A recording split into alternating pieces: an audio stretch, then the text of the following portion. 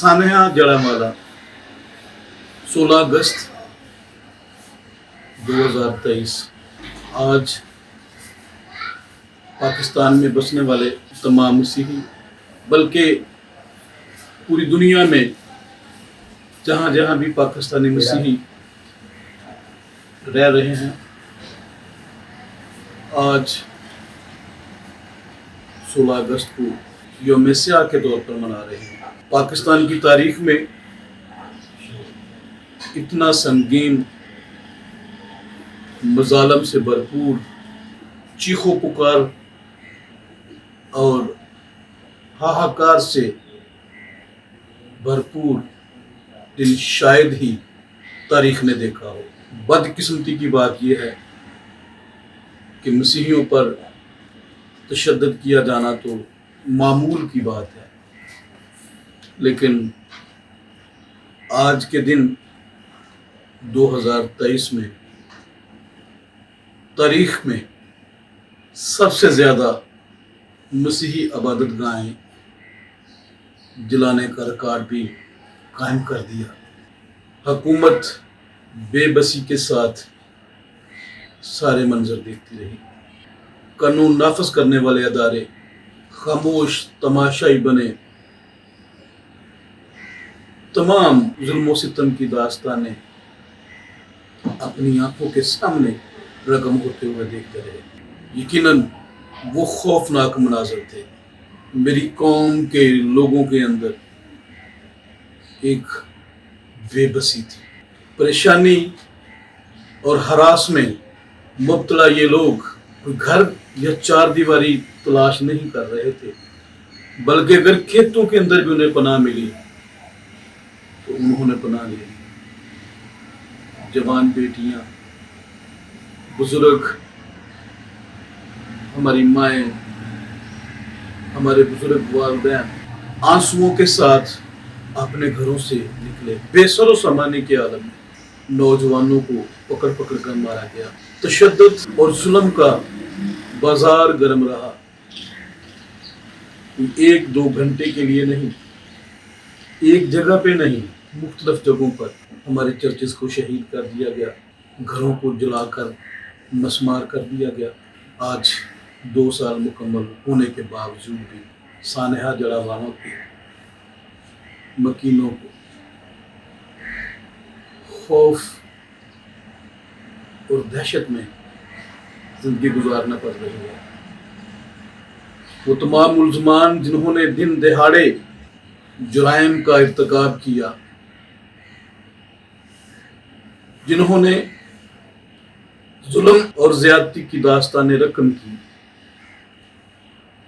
وہ آج پھر انہی گلیوں میں دندناتے پھر رہے ہیں اور مزید وحشت اور دہشت کا پیغام دے رہے ہیں۔ اہل اقتدار سے یہ پوچھنا چاہتا ہوں کہ مسیحی تو بے بس ہیں، کمزور ہیں، لاچار ہیں پاکستان میں، وہ ان تمام عناصر کا مقابلہ نہیں کر سکتے۔ کیا حکومت اور قانون نافذ کرنے والے ادارے بھی ہماری طرح بے بس اور بے اختیار ہیں؟ شانتی نگر سے لے کر جڑامالا اور پھر دن دہاڑے سرگودا کے ایک بزرگ نذیر مسیح کو تشدد کے ساتھ ساتھ اس جہان فانی سے رخصت کر دیا گیا، لیکن آج تک مسیحیوں کا کوئی پرسان حال نہیں۔ کب تک یہ ہوتا رہے گا؟ کب تک پاکستان میں بسنے والے مسیحی ظلم کی چکی میں پستے رہیں گے؟ کب تک ہمارے لوگوں کے ساتھ انیائیں ناانصافی ہوتی رہے گی؟ کب تک ہماری جوان بیٹیاں بھاگ بھاگ کر کھیتوں میں چھپ کر اپنی عزت اور اپنی جان بچاتی رہیں گی؟ کب آنسو پوچھے جائیں گے ہمارے بزرگوں کے؟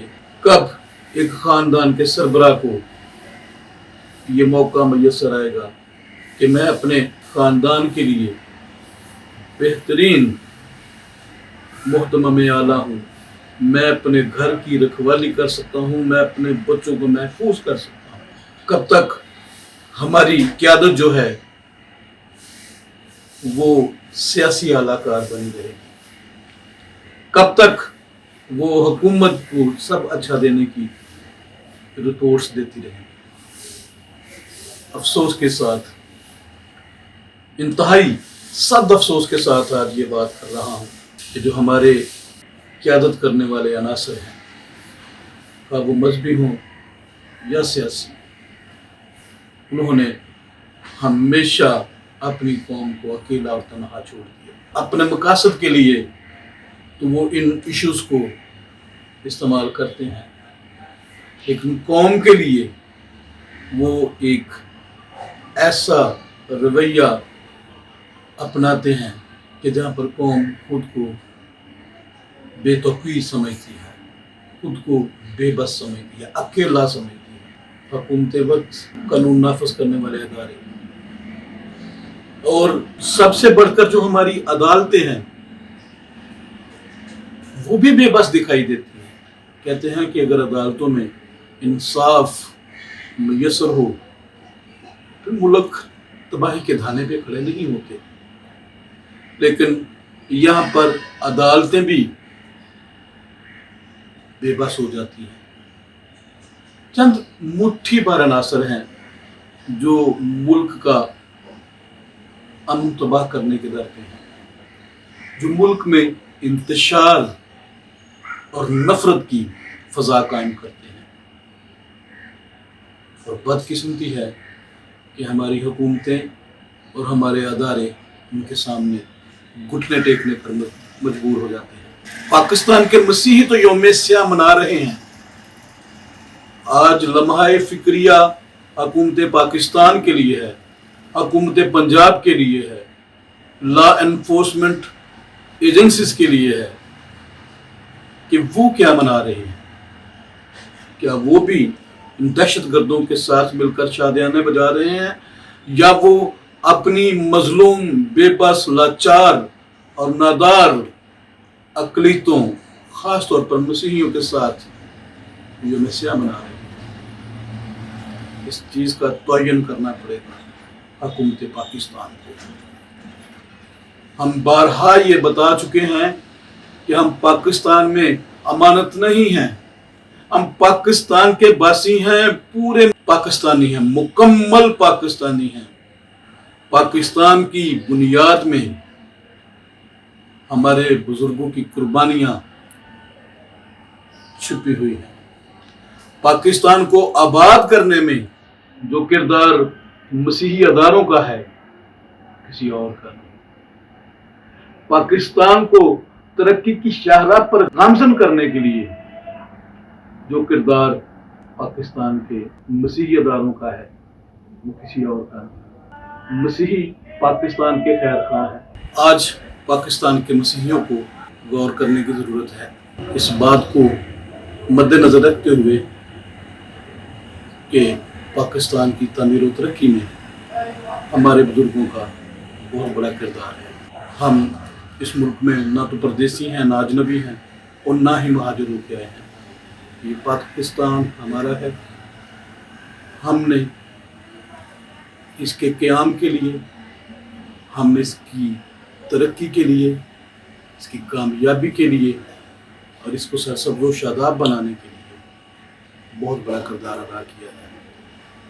باقی بھی ہم اپنی زندگی کے ایام میں پاکستان کی سلامتی کے لیے کوشاں رہیں گے، لیکن ہم ایک سوال اپنی حکومت سے ضرور کرتے ہیں کہ کیا مسیحیوں کے ساتھ اسی طرح ظلم و جبر ہوتا رہے گا؟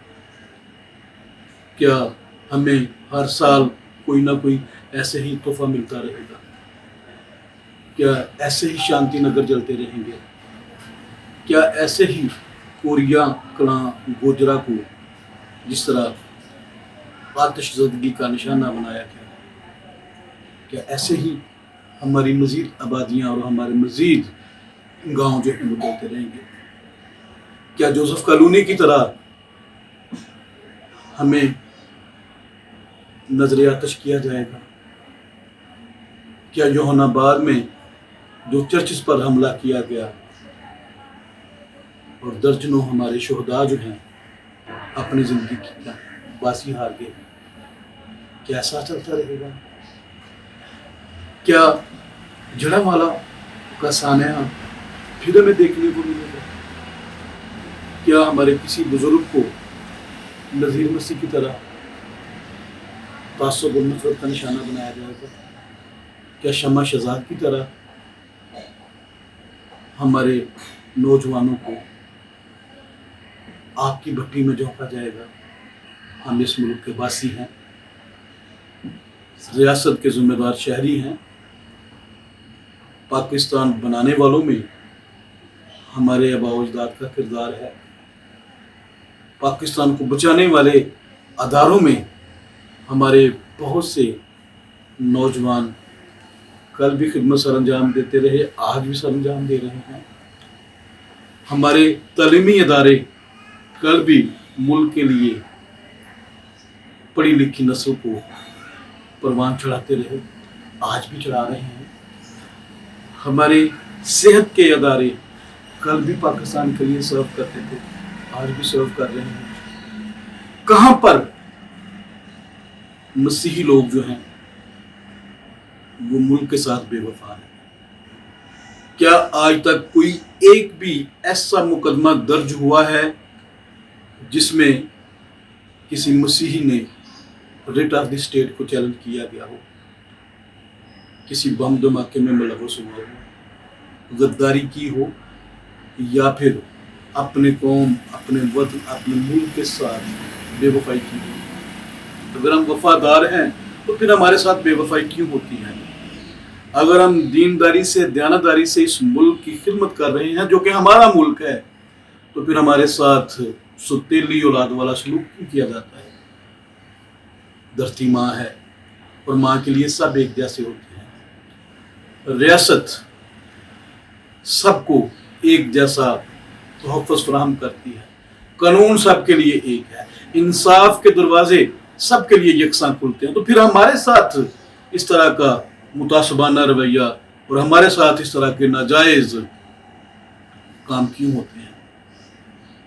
क्यों हमारे घरों को जलाया जाता है? और अब तो घरों से बात बहुत आगे निकल गई, हमारी इबादत गाहों को जलाया जा रहा है। और एक दिन में 23 चर्चिज को जला दिया जाना, अक़वाम आलम में इस तरह की कोई नज़ीर, कोई मिसाल नहीं मिलती। खुदारा मसीहियों पर रहम करें, ये बेवफा नहीं है, ये इस मुल्क के साथ वफादार हैं। और मैं अपनी कौम से भी ये गुजारिश करता हूँ कि यकीनन आपका बर्दाश्त का लेवल बहुत बड़ा है, सब्र का लेवल बहुत बड़ा है।